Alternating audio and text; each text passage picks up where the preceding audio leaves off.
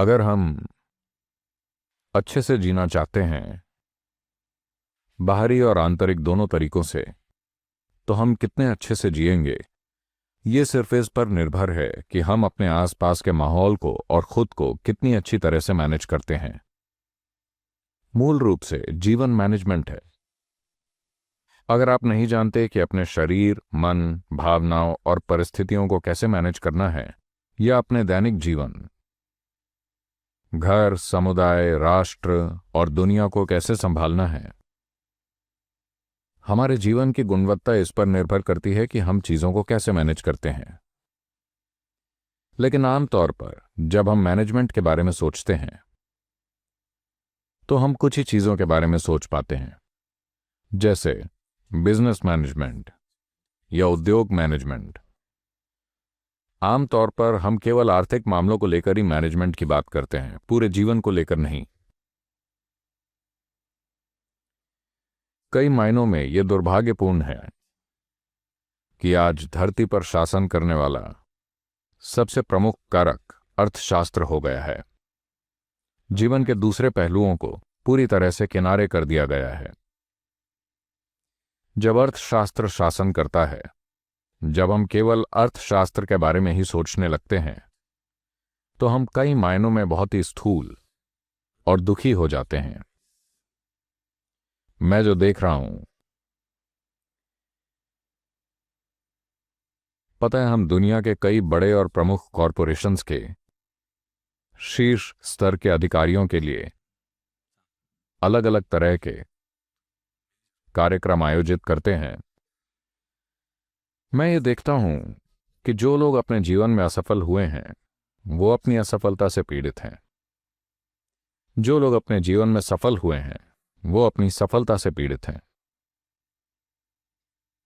अगर आप असफलता से पीड़ित हैं तो ये ठीक है, क्योंकि असफलता आसानी से मिलती है। पर अगर आप सफलता से पीड़ित हैं तो ये त्रासदी है, क्योंकि सफलता आसानी से नहीं मिलती। तो कुछ ऐसा जिसके लिए आपने काम किया, जिसकी आपने हमेशा लालसा की, जिसे आप अपने जीवन में पाना चाहते थे, जब वो होता है और आप उससे पीड़ित होने लगते हैं, तो वो जीवन की असली त्रासदी है। लेकिन धरती पर बड़ी संख्या में सफल लोग अपनी सफलता से पीड़ित हैं। जब मैं सफलता से पीड़ित कहता हूं, अगर आप लोगों को देखें, खुद को देखें, आप में से ज्यादातर अभी युवा हैं।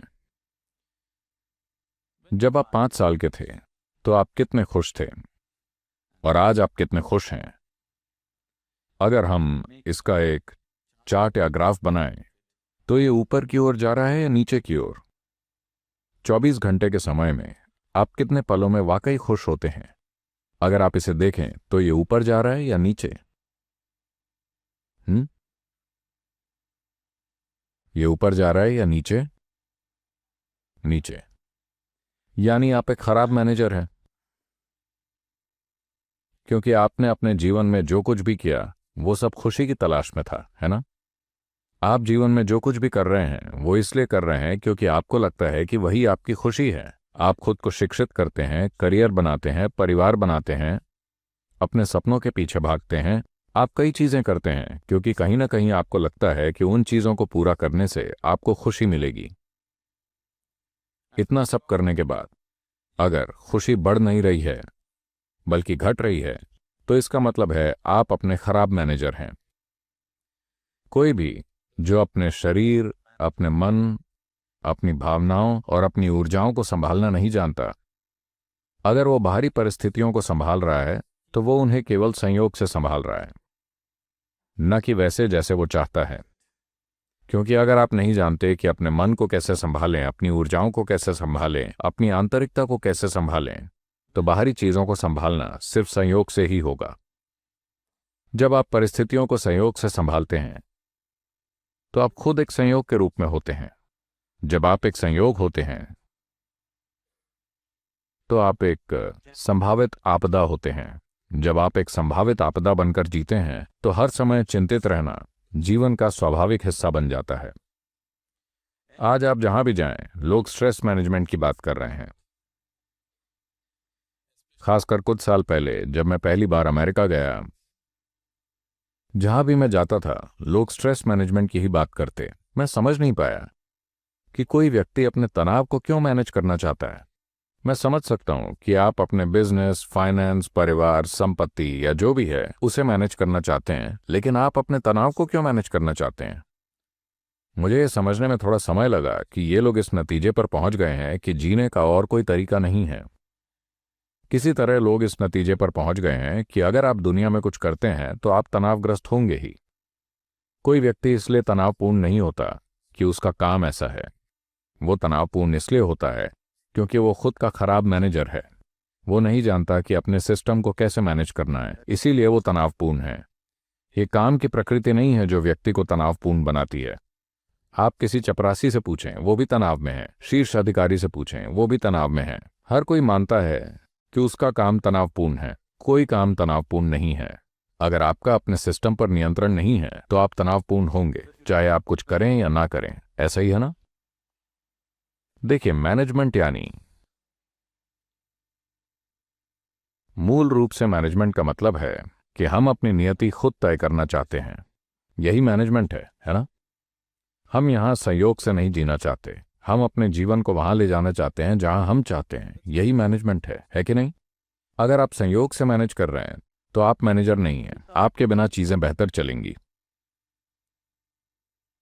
तो जब आप कहते हैं मैं मैनेजर हूं, यानी कहीं ना कहीं आपने तय कर लिया है कि आप एक खास तरीके से बढ़ना चाहते हैं। आप एक खास माहौल चाहते हैं, अंदर और बाहर दोनों जगह।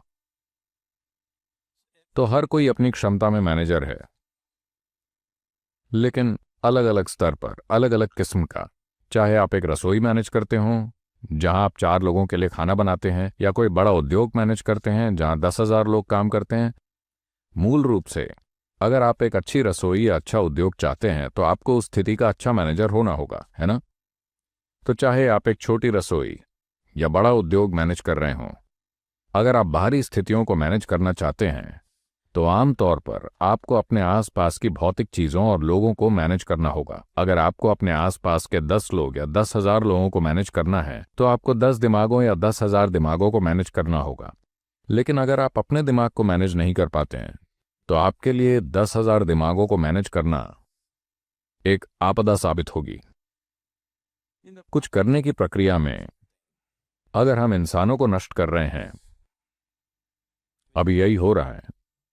किसी स्थिति को मैनेज करने की प्रक्रिया में इंसान टूट जाता है, तो इस तरह का मैनेजमेंट अच्छा नहीं है, क्योंकि आखिरकार हम जो भी मैनेजमेंट करते हैं वो केवल मानव खुशहाली के लिए है। अगर हम मानव खुशहाली के लिए मैनेजमेंट कर रहे हैं तो कुछ करने की प्रक्रिया में, स्थितियों को मैनेज करने की प्रक्रिया में, इसका मकसद केवल कुछ उत्पादन करना या लाभ कमाना नहीं है। मनुष्य को अपनी पूरी क्षमता तक उठना चाहिए। अगर हम स्थिति को ठीक से मैनेज करें तो काम करने की प्रक्रिया में आपको और आपके साथ काम करने वाले लोगों को अपनी पूरी क्षमता तक जाना चाहिए। जब मैं पूरी क्षमता तक जाना कहता हूं तो सिर्फ काम करने की क्षमता नहीं, बल्कि मनुष्य के रूप में उन्हें अपनी पूरी क्षमता तक बढ़ने में सक्षम होना चाहिए। अगर लोग एक साथ काम कर रहे हैं तो उन्हें अपने भीतर प्रेम, शांति, करुणा के शिखर तक पहुंचने में सक्षम होना चाहिए। अगर ऐसा नहीं होता तो ये खराब मैनेजमेंट है, क्योंकि सभी मैनेजमेंट का मूल उद्देश्य मानव की खुशहाली है। अगर वैसा नहीं हो रहा है, आप बस कुछ उत्पादन कर रहे हैं और थोड़ा लाभ कमा रहे हैं, लेकिन इस प्रक्रिया में इंसान टूट रहे हैं, तो इसका कोई फायदा नहीं है। तो अगर इस तरह का मैनेजमेंट करना है कि सिर्फ एक व्यवसाय को मैनेज करने के प्रयास में आपके आसपास के लोग अपने शिखर तक पहुंच रहे हैं, तो आपको एक खास समय देना होगा अपने आंतरिक मैनेजमेंट पर ध्यान केंद्रित करने में। अगर ऐसा नहीं होता तो आप केवल संयोग से ही स्थितियों को मैनेज करेंगे। बहुत से लोगों ने मैनेजमेंट को अपनी धाक जमाने का एक तरीका समझ रखा है। क्या मैं आपको एक चुटकुला सुना सकता हूं? एक दिन एक शेर अपने भीतर बहुत महान महसूस कर रहा था। वो बस घूम रहा था और एक छोटा खरगोश जा रहा था, उसने उसे पकड़ लिया। और उस पर दहाड़ते हुए बोला, जंगल का राजा कौन है? छोटा खरगोश डर गया, बोला, आप बेशक आप। उसने उसे छोड़ दिया, फिर थोड़ा इधर उधर घूमता रहा। फिर एक लोमड़ी मिली, उसे पकड़ा, जंगल का राजा कौन है? अरे मेरे मालिक आप ही हैं, कोई और नहीं, सिर्फ आप।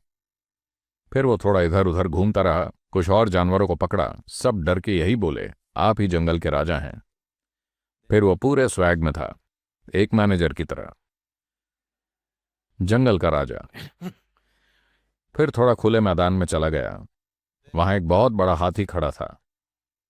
वो गया, उसके सामने खड़ा हो गया और पूछा, जंगल का राजा कौन है? हाथी ने उसे अपनी सूंड में लपेटा, उसे उठाया, घुमाया और जमीन पर पटक दिया। उसकी कमर टूट गई। तब शेर ने कहा, तुम मुझे बस बता देते।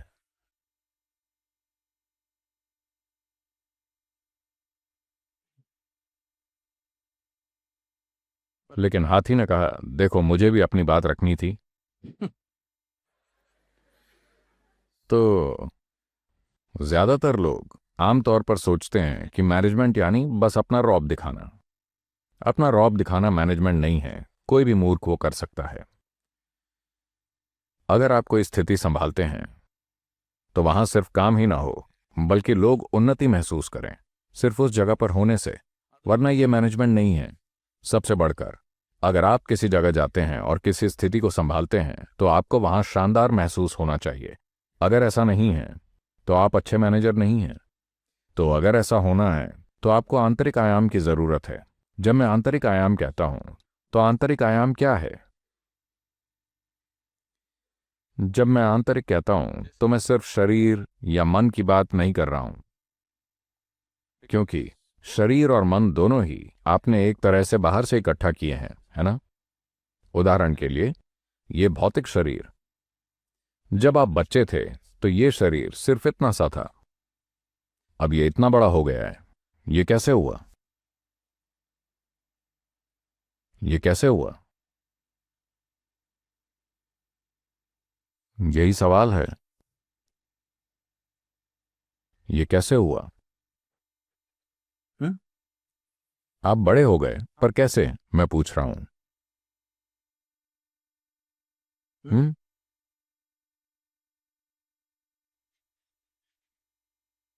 माफ कीजिए, ये कैसे हुआ? ये पूरा शरीर कैसे बना?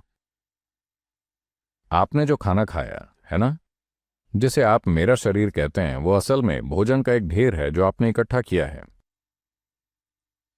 जिसे आप भोजन कहते हैं वो धरती का एक टुकड़ा है, जिसे आप भोजन में बदलते हैं और शरीर बना लेते हैं, है ना? तो ये शरीर भोजन का एक ढेर है जिसे आपने समय के साथ इकट्ठा किया है। जिसे आप मेरा मन कहते हैं वो छापों का ढेर है जिसे आपने बाहर से इकट्ठा किया है। अब आपके पास भोजन का ढेर और छापों का ढेर है। तो अगर इतना कुछ इकट्ठा होना है तो इससे कुछ बड़ा भी मौजूद होना चाहिए, है ना? अगर आप इतना बड़ा शरीर और इतना सारा मन इकट्ठा कर रहे हैं तो इससे कुछ और बुनियादी होना चाहिए, लेकिन वो कभी आपके अनुभव में नहीं आता। आप बस इन दो ढेरों में खोए हुए हैं, इन्हीं से कुछ अर्थ निकालने की कोशिश कर रहे हैं। अब जैसे विज्ञान है, जैसे बाहरी खुशहाली के मैनेजमेंट के लिए विज्ञान है, वैसे ही आंतरिक खुशहाली के मैनेजमेंट का भी विज्ञान है। बात बस इतनी है कि ज्यादातर समय हमने इसे वैज्ञानिक रूप से नहीं देखा। हमने बस ये मान लिया कि कुछ चीजें करने से सब ठीक हो जाएगा। अभी लोग सोच रहे हैं कि खुद को शिक्षित करके वो हमेशा खुश रहेंगे, पर कुछ समय बाद आपको पता चलेगा कि ऐसा नहीं है। नौकरी पाकर उन्हें लगता है कि वो हमेशा खुश रहेंगे, फिर आपको पता चलेगा कि ऐसा नहीं है। पैसा कमाकर आपको लगता है कि आप हमेशा खुश रहेंगे, लेकिन पता चलेगा कि ऐसा नहीं है। कोई सोचता है कि शादी करके वो हमेशा खुश रहेंगे, और उन्हें पता है कि ऐसा नहीं है। तो आप किसी तरह से ये विश्वास करके खुद को मूर्ख बना रहे हैं कि कुछ चीजें करने से सब ठीक हो जाएगा। हालांकि इसने आपको बार बार निराश किया है, फिर भी आप मानते हैं कि कोई और चीज, कोई और चमत्कार सब ठीक कर देगा। ये ठीक नहीं होगा। एक बार ऐसा हुआ। एक दिन एक बैल और एक तीतर खेत में चर रहे थे। आप बैल जानते हैं, तीतर एक पक्षी। बैल घास चर रहा था, तीतर बैल से किल्लियां निकाल रही थी। वो पार्टनर थे। फिर तीतर ने खेत की मेड़ पर खड़े एक विशाल पेड़ को देखा और बहुत भावुक होकर कहा, ओह, एक समय था जब मैं पेड़ की सबसे ऊंची डाल तक उड़ जाती थी, लेकिन आज मेरे पास पेड़ की पहली डाल तक उड़ने की भी ताकत नहीं है। बैल ने बहुत ही बेपरवाही से कहा, तो क्या हुआ? हर दिन मेरा थोड़ा सा गोबर खाओ, तुम देखोगी कि 2 हफ्तों में तुम पेड़ की चोटी पर पहुंच गई हो। तीतर बोली, अरे छोड़ो भी, ये कैसे संभव है? बैल बोला, सच में, एक बार ट्राई करके देखो। पूरी मानवता इसी पर है, तुम भी कोशिश कर लो। बहुत हिचकिचाते हुए तीतर ने गोबर पर चोंच मारना शुरू किया और पहले ही दिन वो पेड़ की पहली डाल पर पहुंच गई। पखवाड़े भर में वो पेड़ की सबसे ऊंची शाखा पर पहुंच गया। वो बस ऊंची शाखा पर जाकर बैठ गया और बस नजारे को देख रहा था, उसका आनंद ले रहा था। बूढ़े किसान ने पेड़ पर एक मोटा बूढ़ा तीतर देखा। उसने अपनी बंदूक निकाली और उसे मारकर पेड़ से गिरा दिया। तो कहानी का संदेश ये है, गोबर भी आपको शिखर तक पहुंचा सकता है, लेकिन आपको कभी वहां रहने नहीं देता।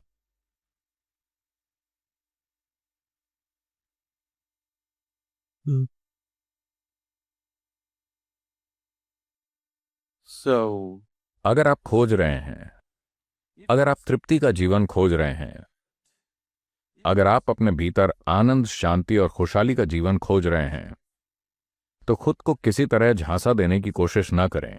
आपको सही चीजें करनी चाहिए, वरना ये काम नहीं करेगा। अब जब आप मैनेजर हैं या मैनेजर बनने वाले हैं, तो मुझे उम्मीद है कि निश्चित रूप से उन्होंने आपको सिखाया होगा कि जब तक आप सही चीजें नहीं करते, ये बाहरी दुनिया में काम नहीं करता। यही बात अंदर के साथ भी लागू होती है। जब तक आप सही चीजें नहीं करते, ये बिल्कुल काम नहीं करता। आप खुद को ये मानने के लिए झांसा दे सकते हैं कि ये मुझे ठीक कर देगा, वो मुझे ठीक कर देगा, हाँ, एक क्षण के लिए, लेकिन अगले ही क्षण आप गिर पड़ते हैं। कृपया देखें, सफल लोग, असफल लोग, बस उनके जीवन को देखें और गौर करें। 24 घंटे में से कितने पल वो वास्तव में आनंदमय होते हैं? कितने? आप सड़क पर जाकर देखें, सड़क पर आपको कितने आनंदमय चेहरे दिखाई देते हैं? बहुत बहुत कम। क्या ऐसा नहीं है?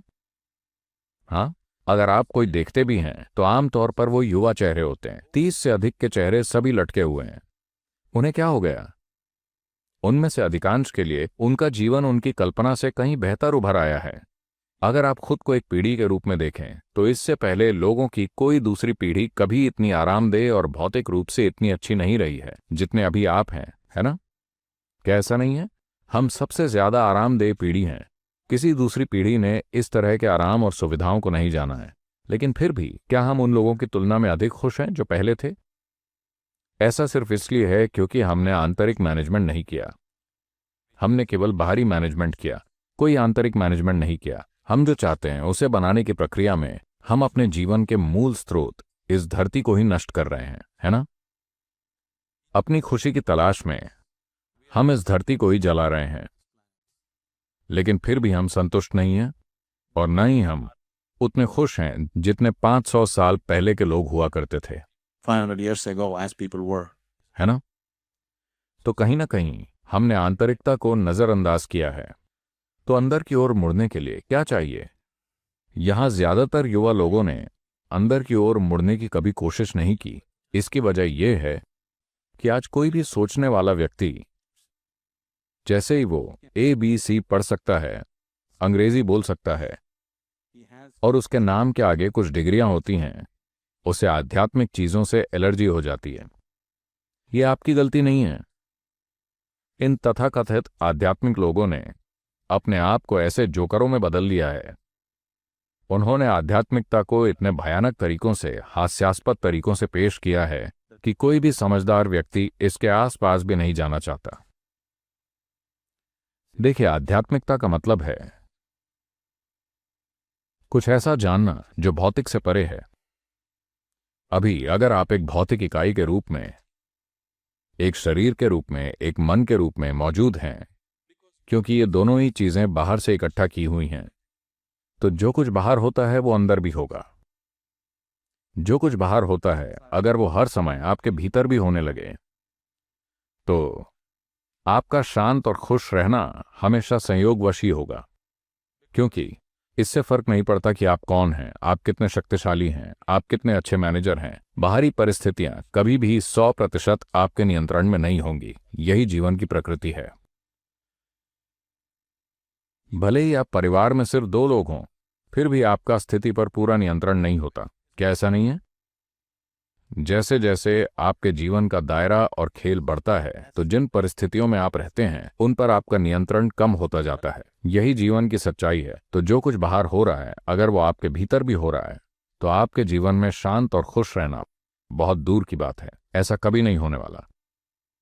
जब कोई व्यक्ति भौतिक से परे आयाम को अपने भीतर अनुभव करना शुरू करता है, सिर्फ तभी वो भौतिक दुनिया के साथ जैसे चाहे खेल सकता है। वो बाहरी दुनिया के साथ जो सर्वश्रेष्ठ कर सकता है उसे करता है, लेकिन आंतरिकता अबाधित रहती है, हमेशा वैसी जैसी आप चाहते हैं। बाहरी दुनिया 100% उस तरह नहीं चलेगी जैसे हम चाहते हैं। कम से कम आंतरिक दुनिया तो वैसे चलनी चाहिए जैसे हम चाहते हैं। क्या ऐसा नहीं है? बाहरी दुनिया कभी 100% उस तरह नहीं चलेगी जैसे हम चाहते हैं। यही जीवन की सच्चाई है। लेकिन कम से कम इसे तो वैसा चलना चाहिए जैसे हम चाहते हैं। अगर ये भी वैसे नहीं चल रहा जैसे आप चाहते हैं, अगर आपका शरीर, आपका मन, आपकी भावनाएं, आपकी ऊर्जाएं उस तरह काम नहीं कर रही हैं जैसे आप चाहते हैं, तो ये सबसे खराब तरह की गुलामी है, क्योंकि कोई दूसरा तय करता है कि आपके अंदर क्या होना चाहिए। अगर कोई दूसरा तय करता है कि आपके आसपास क्या होना चाहिए तो आप उसे ही गुलामी कहते हैं। क्या ऐसा नहीं है? हाँ, क्या हम बातचीत कर रहे हैं या नहीं? Oh, that's fine. अगर कोई ये तय करता है कि आपके आसपास क्या होना चाहिए तो उसे ही आप गुलामी कहते हैं। लेकिन अगर कोई ये तय करता है कि आपके अंदर क्या होना चाहिए तो क्या यह गुलाम होने का ज्यादा भयानक तरीका नहीं है? लेकिन कृपया देखिए, पूरी दुनिया गुलामी में है। एकमात्र तसल्ली ये है कि हर कोई ऐसा ही है। अब जब आप मैनेजमेंट को एक विज्ञान के रूप में सीख रहे हैं तो मैं चाहूंगा कि आप समझें कि आंतरिक मैनेजमेंट का एक पूरा विज्ञान है। अगर आप उसे नहीं सीखते तो आप बिजनेस को मैनेज कर सकते हैं, आप उद्योग को मैनेज कर सकते हैं, लेकिन फिर भी आप तृप्ति और खुशहाली का जीवन नहीं जिएंगे। अगर आप तृप्ति और खुशहाली का जीवन जीना चाहते हैं और अपने आसपास के लोगों को भी वही देना चाहते हैं तो आपके लिए यह जानना बेहद महत्वपूर्ण है कि अपनी आंतरिकता को मैनेज करने का क्या मतलब है।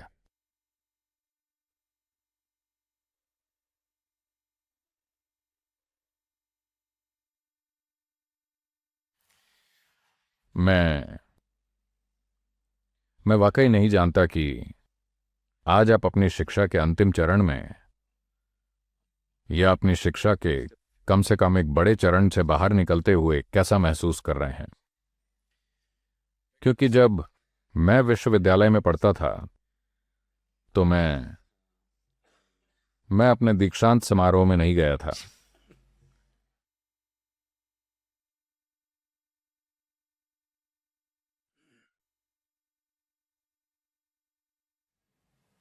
कहीं ना कहीं मेरे बचपन से ही।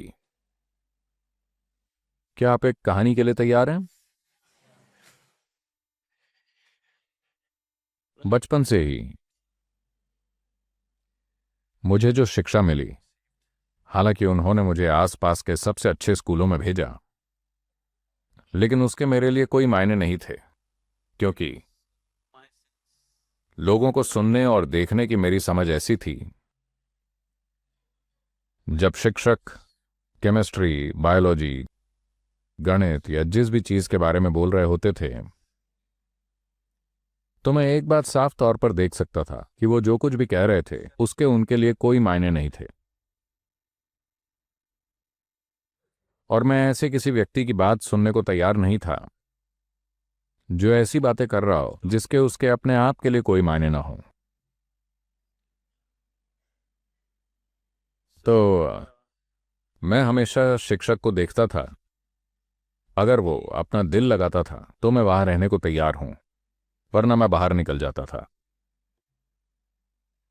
क्योंकि मैं कहीं ना कहीं, मेरे दिन का एजेंडा बहुत सारी चीजों से भरा होता था। 24 घंटे में बहुत सी चीजें होती थीं। मैं किसी ऐसे व्यक्ति की बात सुनने में 1 घंटा या 5 मिनट भी खर्च करने को तैयार नहीं हूं जो कुछ ऐसा कह रहा हो जिसका उसके लिए कोई मायने ना हो। भले ही वो बकवास कर रहा हो, उससे फर्क नहीं पड़ता। अगर वो उसके लिए कुछ मायने रखता है तो मैं उसे सुनने को तैयार हूं। लेकिन अगर वो ऐसी महान बातें कर रहा है जिनका उसके लिए कोई मायने नहीं है तो मैं उसकी बात सुनने को तैयार नहीं हूं। तो इसी वजह से मैंने, आपकी शिक्षा पूरी हो चुकी है तो मैं बात कर सकता हूं। मैंने अपने कॉलेज के लगभग 90% घंटे बाहर बिताए, केवल 10% अंदर। जब मैंने किसी को जुनून के साथ कुछ बोलते देखा, सिर्फ तभी मैं वहां गया, वरना मैं बाहर होता। अब ये शिक्षा मैं डॉक्टर मजूमदार और यहां के कुछ लोगों से बार बार कह रहा हूं। मुझे ये देखकर खुशी हुई कि कोई व्यक्ति अपने काम के बारे में जुनून के साथ बात कर रहा है। कोई इससे फर्क नहीं पड़ता कि वो जो कर रहे हैं वो सही है, गलत है, ठीक है, परफेक्ट है या नहीं, लेकिन किसी ने इसमें अपना दिल लगाया है, ये ठीक है। क्योंकि मानव जीवन इसलिए सुंदर नहीं बनता क्योंकि हम सही चीजें करते हैं। मानव जीवन सुंदर इसलिए बनता है क्योंकि हम जो कर रहे हैं उसमें अपना दिल लगाते हैं।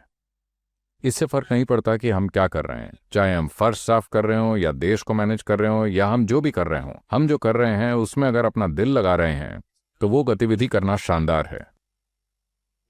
तो मुझे लगता है कि ये एक सौभाग्य है कि मैंने अभी कुछ लोगों को देखा है। मुझे उम्मीद है कि यहां हर कोई उसमें अपना दिल लगा रहा है जो वो कर रहा है।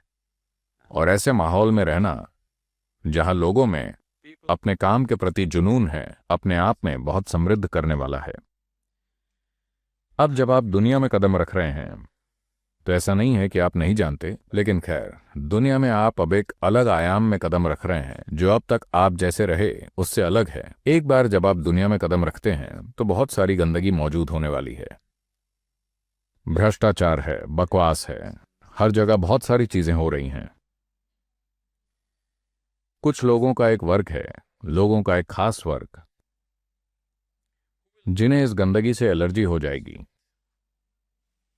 वो इसे बर्दाश्त नहीं कर सकते। वो आमतौर पर हिमालय की ओर भागते हैं क्योंकि उन्हें गंदगी से एलर्जी है। वो इसे बर्दाश्त नहीं कर सकते। वो हर चीज शुद्ध चाहते हैं, लेकिन ऐसा नहीं होगा क्योंकि दुनिया की गंदगी किसी न किसी तरह से हमारे दिमाग में घुस गई है। हम उस गंदगी को सशक्त करें या नहीं, हमारे पास बस यही विकल्प है। लेकिन हम गंदगी से बच नहीं सकते, ये मौजूद है। सारी बकवास जो दुनिया में हो सकती है वो आप अपने दिमाग में जानते हैं, है ना? तो लोगों का एक वर्ग एलर्जी विकसित कर लेता है और भागने की कोशिश करता है, जो वो वाकई कभी नहीं कर सकते। लोगों का एक और वर्ग, दुर्भाग्य से लोगों का एक बड़ा हिस्सा, अपनी खुद की फिलॉसफी बना लेता है। वैसे भी दुनिया गंदगी से भरी है, चलो मैं भी गंदगी बन जाता हूं। तो वो उसमें शामिल हो गए हैं, वो गंदगी से जुड़ गए हैं। जिसे हम गंदगी कहते हैं वो भी बहुत शानदार खाद हो सकती है, पता है? भारतीय आध्यात्मिकता ने हमेशा कमल को प्रतीक के रूप में इस्तेमाल किया है। कमल का फूल हमेशा भारतीय आध्यात्मिकता के लिए मुख्य प्रतीक रहा है। कमल का फूल ही क्यों? कमल का फूल सबसे अच्छा वहां उगता है जहां गंदगी ज्यादा होती है। ये गंदगी जो बदबूदार है, जिसे आप सहन नहीं कर सकते, उसने खुद को सुगंधित सुंदर फूल में बदल दिया है। ये विकल्प हमारे जीवन में हर पल हमारे पास भी है। हम जिस माहौल में रहते हैं, अगर वो हमारा निर्माण करता है तो हम खुद को मैनेजर नहीं कह सकते। हम जिस माहौल में रहते हैं, अगर हम उसका निर्माण करते हैं, सिर्फ तभी हम खुद को मैनेजर कह सकते हैं। मैनेजर होने का मतलब है कि हम जो भी सबसे खूबसूरत चीज देखते हैं उसे अभी बनाने जा रहे हैं। परिस्थितियों को आपको गढ़ने देना मैनेजमेंट बिल्कुल नहीं है। जो परिस्थितियां हम चाहते हैं उन्हें पैदा करना मैनेजमेंट है।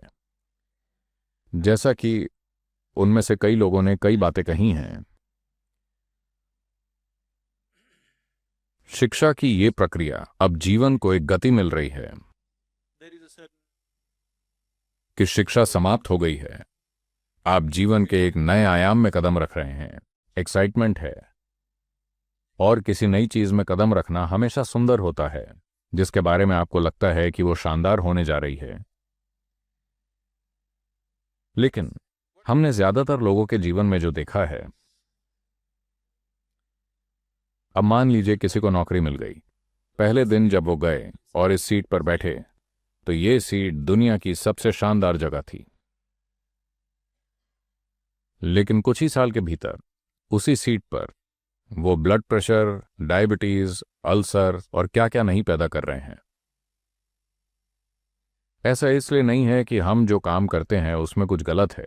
ऐसा इसलिए नहीं है कि जिस दुनिया में हम रहते हैं उसमें कुछ गलत है। It is simply because we have not paid sufficient attention to ourselves. We have paid too much attention to what is outside. ऐसा सिर्फ इसलिए है क्योंकि हमने खुद पर पर्याप्त ध्यान नहीं दिया है। हमने उस पर बहुत अधिक ध्यान दिया है जो बाहर है। दुनिया में सफल होने के लिए लोग हमेशा सोचते हैं कि महान आकांक्षाएं आपको सफल बना देंगी। आकांक्षा तो बस एक शुरुआती चीज है। बस इसलिए कि आप सफलता की, समृद्धि की आकांक्षा रखते हैं, बस इसलिए कि आप खुशहाली की आकांक्षा रखते हैं, तो यह आपको मिलेगी, ऐसा नहीं है।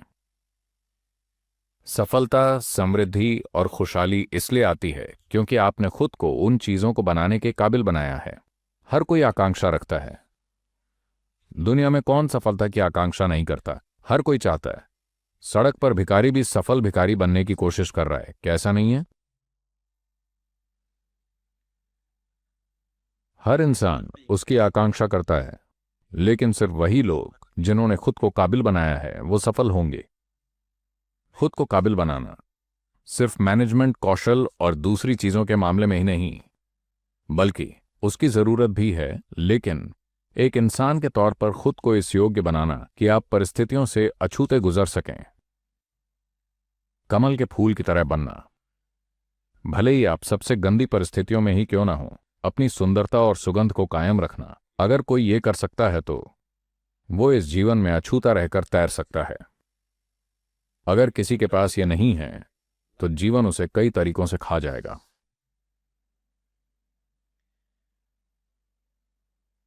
मेरी ये कामना और आशीर्वाद है कि मैनेजर्स की ये नई पीढ़ी इस दुनिया को, इस देश, इस समुदाय और व्यापार और बिजनेस को, जो आज दुनिया में हमारे अस्तित्व का हिस्सा है, हम सबको पिछली पीढ़ियों की तुलना में कहीं बेहतर ढंग से मैनेज करेगी, क्योंकि बाहरी तौर पर हम पहले से बेहतर लैस हैं। अगर हम थोड़ा प्रयास करें तो यह सौभाग्य की बात है कि एक संस्था ने आपको आंतरिक रूप से लैस करने का प्रयास किया है जिस हद तक उनके लिए संभव था।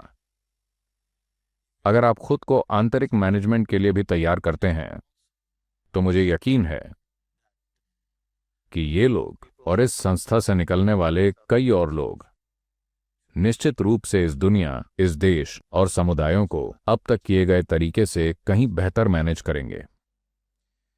जब मैनेजमेंट की बात आती है तो परफेक्ट मैनेजमेंट जैसी कोई चीज नहीं होती।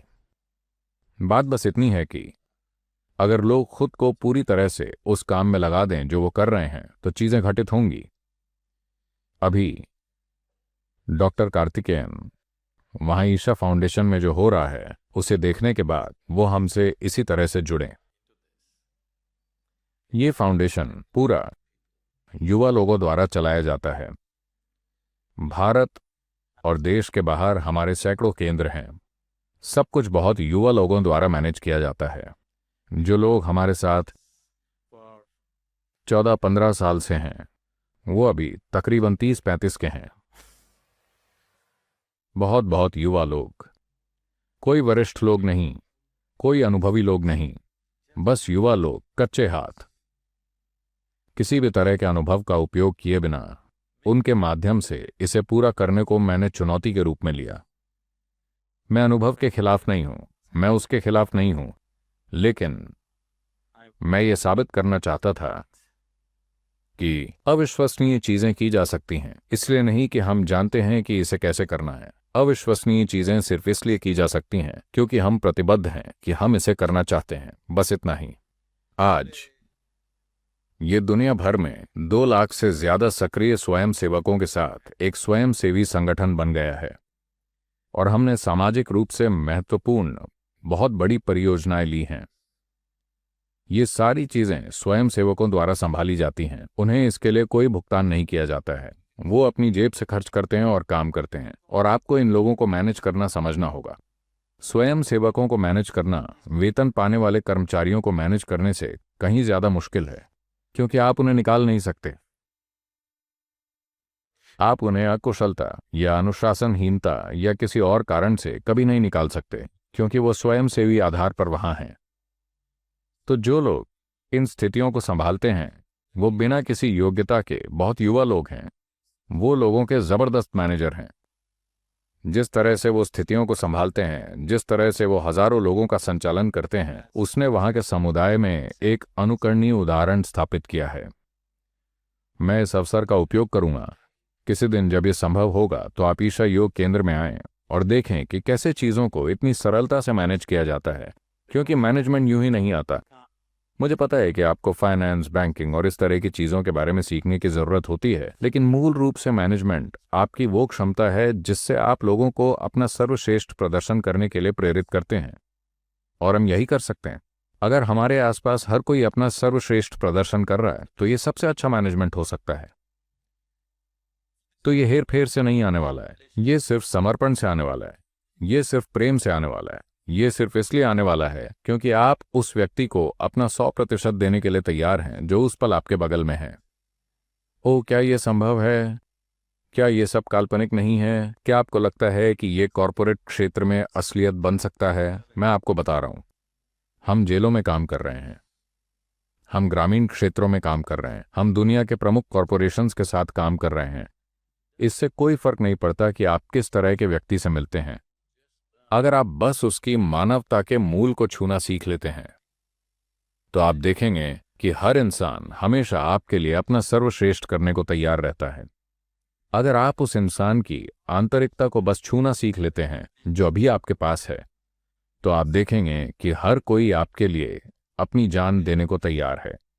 जब आपके आसपास के लोग आपसे प्रेम करते हैं और वो आपके लिए सर्वश्रेष्ठ करना चाहते हैं, सिर्फ तभी आपको मैनेजमेंट करते समय अल्सर नहीं होगा। अगर आपके आसपास के लोग आपको नीचे खींचने की कोशिश कर रहे हैं तो आपको वैसे भी स्थितियों को मैनेज करने की कोशिश में अल्सर हो जाएगा। क्या ऐसा नहीं है?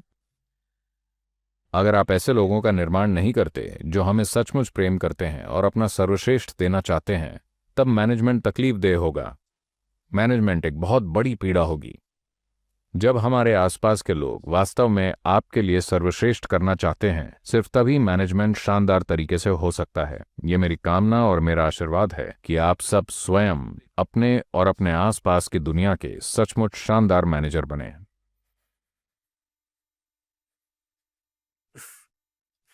हम जो करते हैं उस वजह से हमारा जीवन सुंदर नहीं बनता। हमारा जीवन सुंदर इसलिए होता है क्योंकि हमने अपने आसपास के हर किसी को अपने खुशहाली के सपने का हिस्सा बना लिया है। मुझे उम्मीद है कि आप सब सचमुच सफल और स्वस्थ बनेंगे। जिस भी तरह से आंतरिक तकनीकों के साथ अगर आपको किसी भी तरह की मदद की जरूरत है तो हम हमेशा आपके लिए उपलब्ध हैं। इस संस्थान में आकर मुझे बहुत खुशी हुई। मैं कई कॉलेजों में गया हूं, लोग एक जैसे ही हैं, लेकिन आज की दुनिया में आंतरिक खुशहाली के लिए प्रतिबद्धता की भावना के साथ संस्थान बनाना, मैं बहुत खुश हूं। धन्यवाद।